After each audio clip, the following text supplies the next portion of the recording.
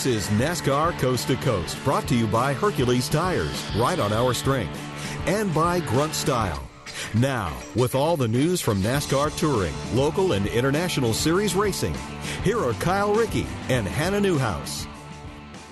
We recap a full day of racing at the Magic Mile with two of the day's winners, and the first 2018 regional champion has been crowned. Welcome to NASCAR Coast to Coast for Wednesday, September 26, 2018. Kyle Rickey here at a very wet and cold Stafford Motor Speedway here in Connecticut, joined by Hannah Newhouse in our Concord, North Carolina studios. Hannah, I hope it is warmer and drier where you are today. Yeah, the weather started off a little funky this morning, a little gloomy, but no surprise, it's 90-something degrees here. And coming from New Hampshire this past weekend, like you said, I was in a winter coat in Victory Lane. So how I'm not sick yet, I don't know. So send some of that my way, and let's find fall somewhere in between here, because, this hot weather, I'm over it.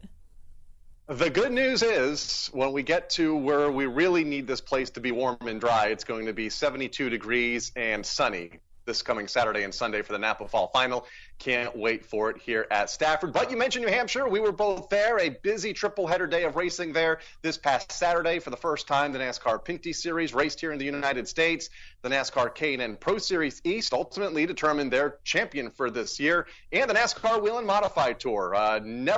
Never let anybody down for 250 laps. A lot of people thought that race was going to be a little too long, and it turned out to be a great show. Hannah, your thoughts? Did you have as much fun as I did on Saturday afternoon? I think you hit the nail on the head there when you said that. Everyone was really skeptical of, is 250 laps too long for these cars? Are they going to make it? Is everyone going to hang out and ride? And we're just going to see cars, doing nothing essentially for 100, 200 laps. But, of course, to no one's surprise in the Modified Tour, that is the last thing that happened. It was a constant top 3, top 4, pushing each other, passing. There was battles in 5th, 6th, 7th. The green flag pit stops mixed things up. It was constant action for 250 laps. And, typical melee happened on the last lap at New Hampshire in the Modified Tour.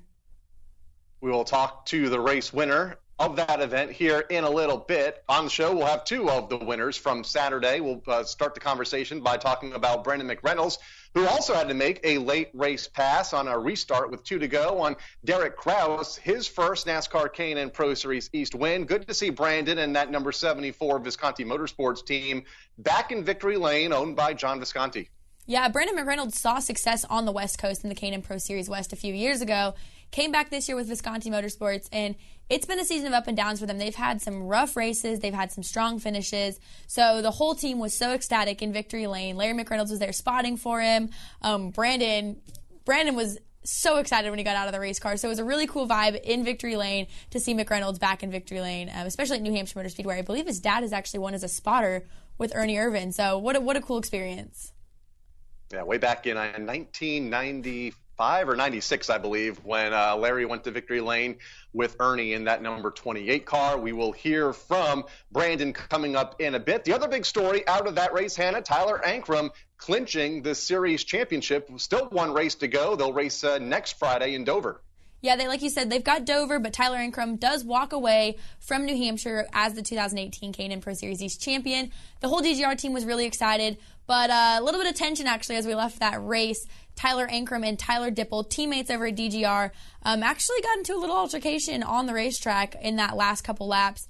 Both, I believe, finished 12th and 13th, and so Ankrum wasn't really able to take in the moment of being crowned the champion, as he was a little frustrated with how the race ended. And actually, DGR recently just announced that Dipple and the team have parted ways prior to Dover, the last race of the season. Dipple currently sits second in points. So it'll be interesting as we go into the last race to see if Dipple's going to come to the racetrack with a new team and try and contend for that, solid second place finish, or what's going to go on there. And it looks like no matter what happens, he's going to hang on to that second spot. Has quite a cushion over the third place driver. Also on the show today, talked about him a moment ago, NASCAR Wheel and Modified Tour winner Chase Dowling won his first event on the tour finally in the Musket 250 after, I believe, 5 runner-up finishes. 2 of those were photo finishes at Thompson last year and New Hampshire earlier this year. Took the lead in the final corner after going into the final lap 4th. An incredible finish. I feel like that was perfect. You said finally, and that's what everyone was saying all weekend as they were congratulating. It was like, finally, dude, so overdue. So it was really cool. His whole family was there, and photo finish. I mean, when I talked to Justin Bonsignor after the race, he was almost like not surprised that had happened because he said it's, typical last lap racing at New Hampshire Motor Speedway. Everyone expected it, and he just happened to get caught up in the mess with Ryan Preece as the two came to the checkered flag. Patrick Emmerling was actually in third and backed off to avoid the two wrecking, and that's when Chase Dowling made that move to collect his first win. So, yeah, I didn't even know who won coming to the checkered flag until the whole crowd went insane. So it was definitely an exciting finish, but that's what you get at New Hampshire with modifieds. Another wild finish. You can see it on replay at fanschoice.tv as they were live the entire day. We should mention that Southern Modified driver and Bowman Grade champion Burt Myers finished in the third spot, one of his best finishes on the NASCAR Whelen Modified Tour up north. But coming up next, we will talk to the winner of the Musket 150. Chase Dowling will join us after the break.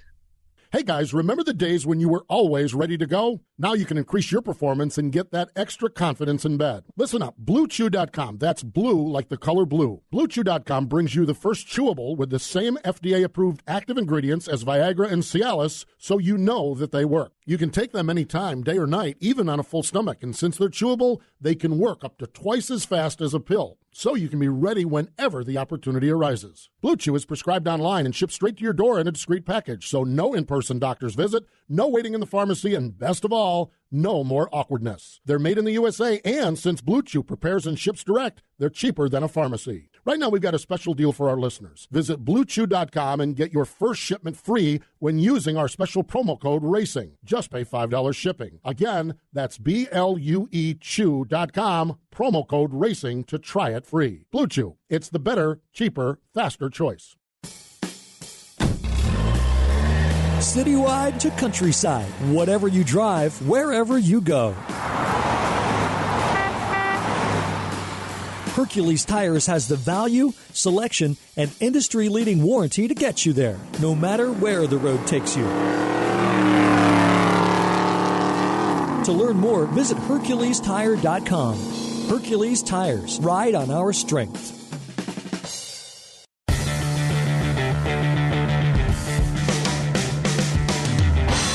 This is NASCAR Coast to Coast, brought to you by Hercules Tires and by Grunt Style. Here are Kyle Rickey and Hannah Newhouse. We knew it was only going to be a matter of time before Chase Dowling picked up his first NASCAR Whelen Modified Tour win after 5 runner-up finishes in just the last year. That win came this past Saturday in the Musket 250 at the New Hampshire Motor Speedway. Chase joins us now on the guest line. Chase, welcome back to NASCAR Coast to Coast. Congratulations on the win. Has it sunk in yet that you finally made it to victory lane on the Modified Tour?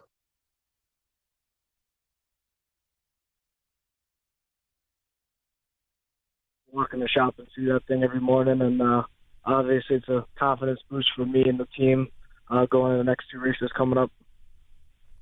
Now, one of the things you mentioned, that trophy, definitely a cool trophy that New Hampshire Motor Speedway presented with you guys. It was a custom-made musket as well as another trophy, which was a Minuteman. And I talked to the Speedway, and they said that musket is a fully functioning gun. Have you guys tried to fire it off yet, or are you just putting that above the mantle?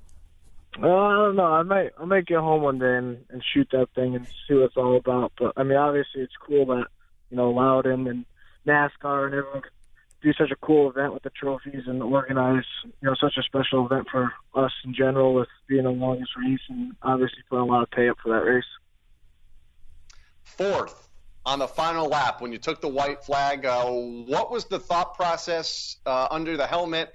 What did you see going into turn 3 and just kind of walk us through that final corner from your seat? I wasn't really too happy where we were sitting on the white flag. I kind of wanted to be second, or obviously first, but everything pans out for a reason.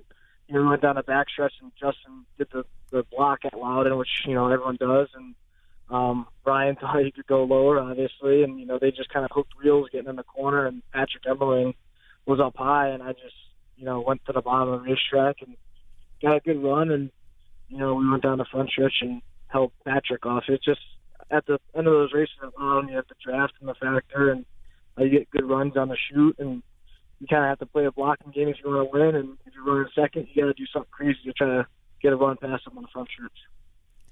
It was definitely an exciting finish, no doubt. The whole crowd went absolutely insane on the front stretch. 250 laps was the big talk going into the weekend. First time the Tours ran that many laps. Longest race in history. And there was conversation on if the cars were going to make it, if it was too long for the drivers.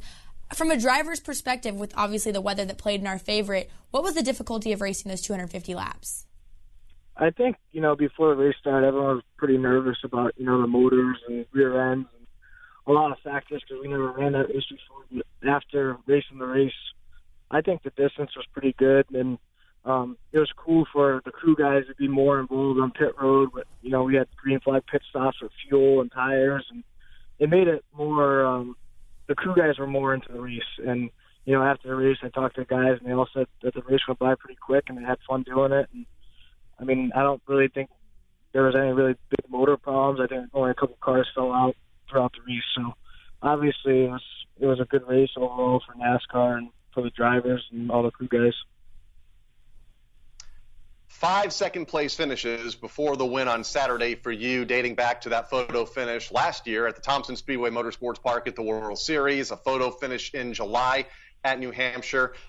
Was that getting more frustrating for you, or were you more reassured knowing that you were so close so many times?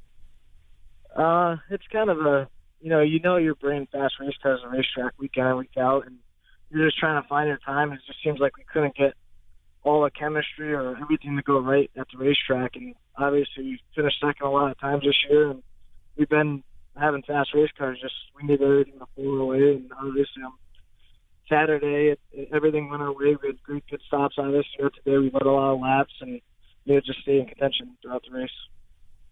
Something cool, as you mentioned, leading those laps. Those drivers collect an extra $100 for each lap that they did lead. So pretty good payday for you guys and your team.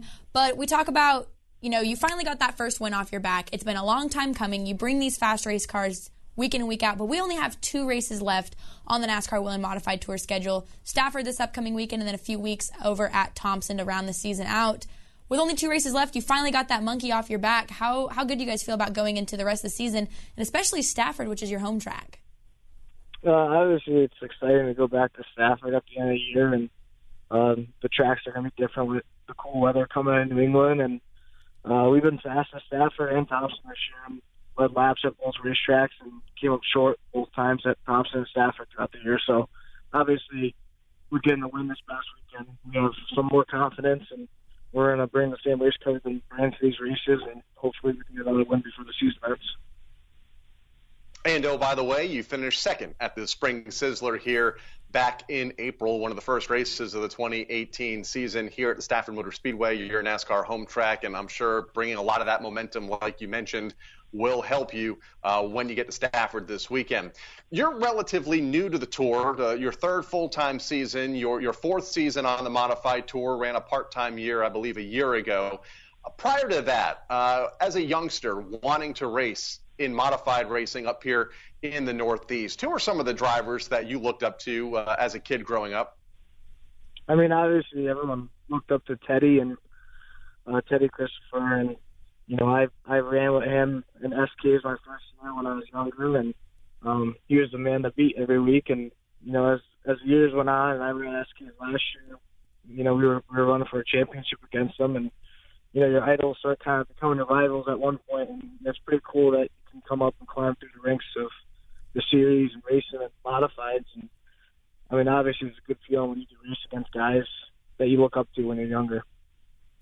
And it's definitely an interesting season in that NASCAR Whelen Modified Tour. As we look at the points, we've got Justin Bonsignor, who hasn't quite walked away with the championship yet, but has a pretty good little lead on you, as well as Timmy Solomita, who slips 1 position back.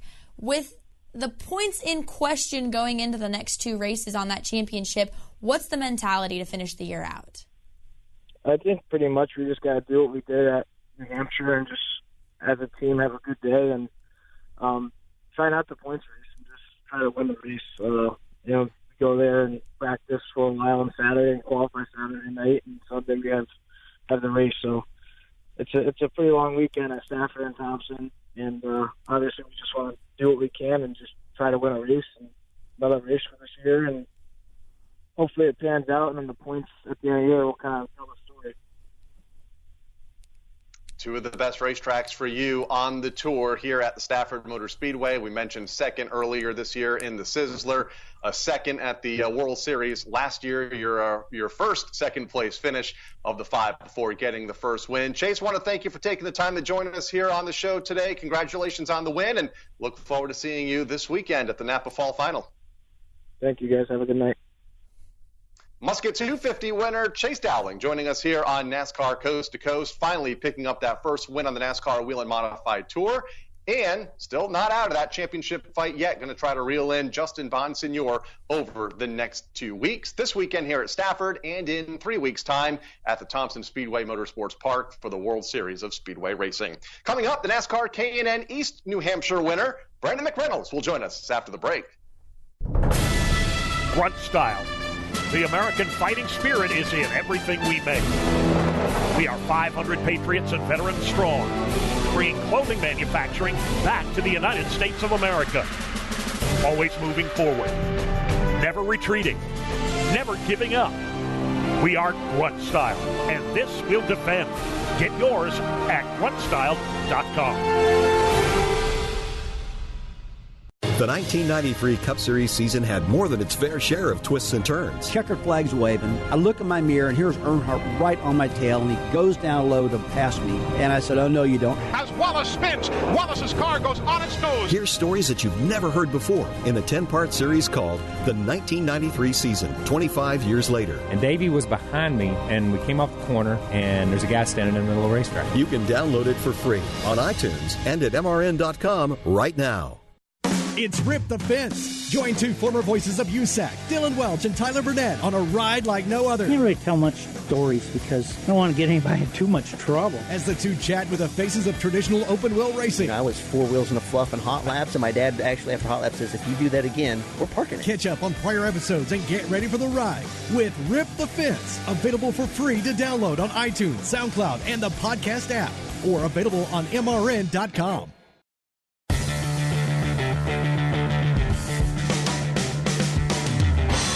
This is NASCAR Coast to Coast, brought to you by Hercules Tires and by Grunt Style. Here are Kyle Rickey and Hannah Newhouse. Stafford Motor Speedway, joined by Hannah Newhouse in our Concord, North Carolina studios. Joined now on the guest line by the NASCAR K&N Pro Series East winner from over the weekend at the New Hampshire Motor Speedway. Brandon McReynolds picked up his first K&N East win on Saturday, and he joins us now. Brandon, congratulations on the win, a win that was hard-fought right down to the final lap. Yeah, no, I appreciate you guys having me on. It was a pretty exciting race up there at Loudon at New Hampshire Motor Speedway, and just really fortunate to be able to get the checkered flag and bring home the W for Visconti Motorsports and our whole entire team. Now, you led a majority of that race, had a strong car all weekend long, came down to a green-white checkered, though, pretty much for you guys with Kraus. What was the radio chatter going on when it came down to those final laps? Yeah, it was kind of interesting, with the lead in the majority of the race, as you said, and really that last segment or stint that we had in the race, my car was getting really, really tight as the run went on. So I was a little worried. I knew that the one of Derek Kraus was really fast. Obviously, Dave Gillen Racing, they bring really fast cars to the racetrack every single week. And Derek, he's done a really good job. He's a young driver that's, got a bright future in the sport. So I knew he was going to be hungry to run me down. And he got to me, and I had nothing left. So he passed me with 4 or 5 laps to go. Then the caution come out. And quite honestly, not to sound like I didn't want to win, but I was kind of dreading the green-white checker just because I knew I didn't have any tires left. So fortunately enough for me, I got a better restart than him. He kind of slowed us up coming to the restart line, which kind of surprised me. I kind of thought that he would bring us down a little quicker, and he spun his tires, and I think Tyler Dipple got in the back of him a little bit, and I was able to beat him and Riley down into turn 1 and just overdrove the entry and cleared him off at 2. So it was kind of our race from then on. Really exciting finish, and I was glad that I just got a good restart. That was the biggest thing that we were talking about was Bruce Cook, my crew chief. He was trying to pump me up and just let me know that, that we were going to go win the thing, and I was just really unsure. I just didn't have any tires left, so that might have been from me overdriving the car a little bit, but it all worked out in the end. You were very excited over the weekend and mentioned your team, the Visconti Motorsports team, in post-race interviews, how they are one of the smaller operations on the NASCAR K&N Pro Series East. I believe one of the newer teams as well. I don't think you guys have any full-time employees. Tell us a little bit about that team and what it takes for them to get to the racetrack and put a winning race car on the speedway. Yeah, no, it's an interesting group, and it's a great group of people that we've put together on a part-time basis, really from the leadership of Bruce Cook, who has worked at places like Junior Motorsports and KHI. He has a lot of experience working with really good race car drivers like Ron Hornaday and Kevin Harvick, but he kind of heads our program up on a part-time basis. He kind of oversees our vehicle at the shop, and then gets to work on it part-time whenever, we are able to pay him to work on the car, whenever our owner is able to pay him to work on the car. And then he has a great support system with a few people that come with us on race weekend. So it's a lot different than when you walk through the garage area and you see some of these bigger teams like David Gillen Racing, which I mentioned, or Bill McAnally Racing, that have a lot of full-time employees. But we made it work. And I think that's a testament to the people that we have in place, and really just probably a lot of it being on my maturity and just kind of understanding the racing and taking a step back from full-time racing and trying to watch and pay attention at little ways that I can make myself better and really take advantage of those opportunities whenever I get to go out there and run with these guys. So, it's a brand new team. We don't spend a ton of money, but I'm very fortunate that John Visconti and his partner Bill, that they put in as much as they can. And obviously it's working. It's, the proof of concept's there, and to be able to go out and win in I think it was our 5th or 6th start ever with that team is a pretty cool feeling. And there was definitely an exciting feeling in victory lane. The whole team, yourself as well, excited to be there for that victory. And you mentioned in the post-race interview that you guys were going to celebrate. And it might hurt a little bit, but you're going to enjoy that win. Did you get any of that celebrating in? Yeah, I'm kind of frustrated. I think I'm gonna have to wait till this weekend because we had to get through Tech and catch a flight back to Charlotte, so we didn't have too much time to enjoy it. And I know Bruce Cook, I talked to him yesterday on the phone, and I know they're starting to get that car turned around for Dover because we only have one vehicle. We don't run different vehicles at different tracks or anything like that. So try to get everybody together this weekend while we're all in town for the Roval at Charlotte, and try to enjoy the win and really celebrate a good run up there. And that was the coolest part of it is, it's one thing to win races whenever you have everything perfect and all the stars and stripes are lined up and you're spending the most amount of money and you got all the key people in place, but it just means that much more whenever you can take a smaller program like Visconti Motorsports as a group and a team and go out there and have success. So I was pumped up. I've had a lot of cool wins, been very fortunate to race for a lot of great race teams, but that win was probably one of the more special ones. And to be able to have my dad spotting for me on Saturday, that was a really cool moment, something I'll remember for a long time. Now, when you're not in the driver's seat, you're at the racetrack in other capacities, and away from the racetrack, you've gone into the broadcasting booth, joining Hannah and I and doing a lot of these broadcasts on NBC-SN, working with Dave Burns up in the broadcast booth. Are you enjoying that side of the sport, and are you able to learn something when you're in that position? Yeah, for sure. That's a good question. I've been really fortunate. Jeff Binky over at NBC, he's given me a great opportunity, and really got to thank Jeff Burton for really lining me up with that. I've been friends with Jeff for a long time and worked for him with Harrison Burton for a few years, and he's been a good family friend and lined me up to do a couple broadcasts there a couple years ago. So to be able to take a step back from the driver's seat and broadcast some of these K&N races, I feel like it gives me somewhat of an advantage because I'm able to take a step back and really size up the competition and understand what some of these guys' strengths and weaknesses are on the racetrack. So that's definitely been beneficial. At first, I kind of underestimated broadcasting. You look at it and you're like, oh, you just go in there and you talk. But I know when I sat down and did my first K&N broadcast a couple years ago for the Salt Lake City race, I was as nervous as I've ever been. I didn't know what was going on. I don't think I did a very good job, but I was fortunate enough that they've had me back, and I feel like I've brushed up on that a little bit. So it's been a lot of fun. It's funny, too. Now that I'm thinking about it, I think Brandon was in the booth for one of the K&N races that I ran. So funny how it all flip-flops down the road. But strong run, obviously, for you guys at New Hampshire. Team confidence is at an all-time high, coming off of a win and going into Dover. Like you said, you guys are a one-car team, essentially. You're going to take the same car to Dover. But similar in a sense from New Hampshire to Dover, how does that spike your confidence? Yeah, no, I'm excited to get up there. I've had a lot of strong runs at Dover. I can remember a few years ago, I guess it's been 4 years ago now, racing with my buddy Corey LaJoy coming down to the wire in the K&N race up there, racing for the lead, and him and I got into it a little bit. And so I wound up finishing third to him and Darrell Wallace. So I've always had strong runs up at Dover, and I feel like we've always brought a good car, whichever team I've been racing with. So the biggest thing is just going up there and a lot like New Hampshire, just executing and making the most out of the weekend.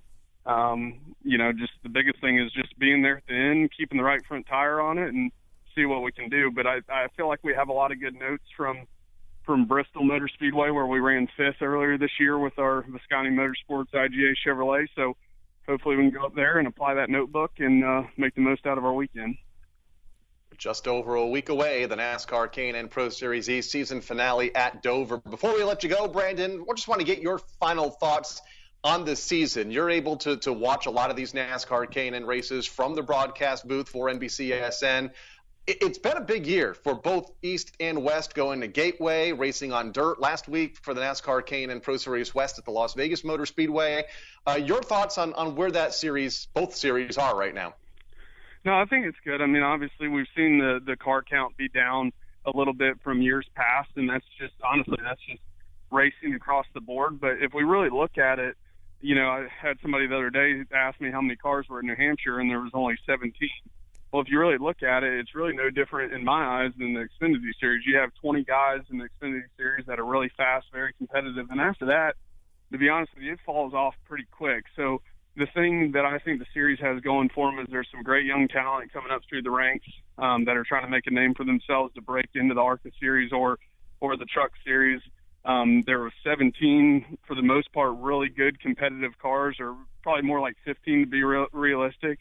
And it's really tough racing. I think if anybody goes back and watches the broadcast from New Hampshire, there's a lot of tight racing, a lot of side-by-side action. But the biggest thing I think the series is doing a good job of, and compliments to NASCAR and Chris Wright, they're trying new things. We look at the top two series, Xfinity and Cup, going to the Roval this weekend, and they're trying something different for the fans. So I really applaud NASCAR and Chris Wright and that whole entire group, Brandon Thompson, for trying new things, going to Gateway again, and then, as you mentioned, going to the dirt track. So it's given us a lot of good storylines and a lot of good racing as well. So it's been a pretty good year.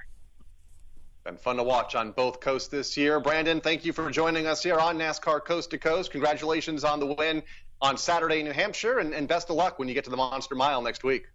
Yeah, I appreciate it. Thanks for having me on, and hopefully we can talk to you guys again after Dover. Absolutely. Look forward to it. Brandon McReynolds joining us here on NASCAR Coast to Coast. Coming up, it's been a big week of announcements for NASCAR as far as the champions across the country on the national level in the NASCAR Whelen All-American Series. We'll recap that next here on NASCAR Coast to Coast.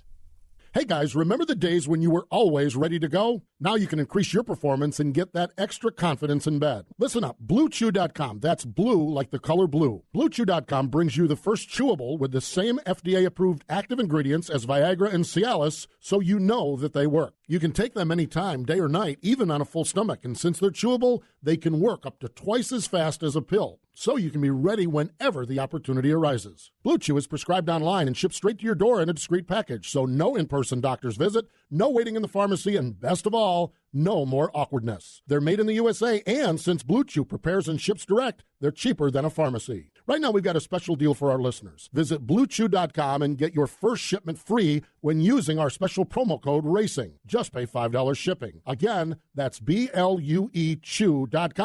promo code RACING to try it free. Blue Chew, it's the better, cheaper, faster choice. Clutch Coffee Bar in Mooresville, North Carolina is redefining the drive-thru coffee game in Race City, USA. The Clutch experience is quick, efficient, and personal. Unmatched customer service is the name of the game. Clutch Coffee Bar offers signature espresso drinks, classic coffees, custom-flavored infused energy drinks, smoothies, and more. With over 25 flavors, there's something for everyone. Visit our 2 locations in Mooresville, 356 Williamson Road and 154 West Plaza Drive. Open daily 5 a.m. till 9 p.m. Power up today with Clutch Coffee Bar.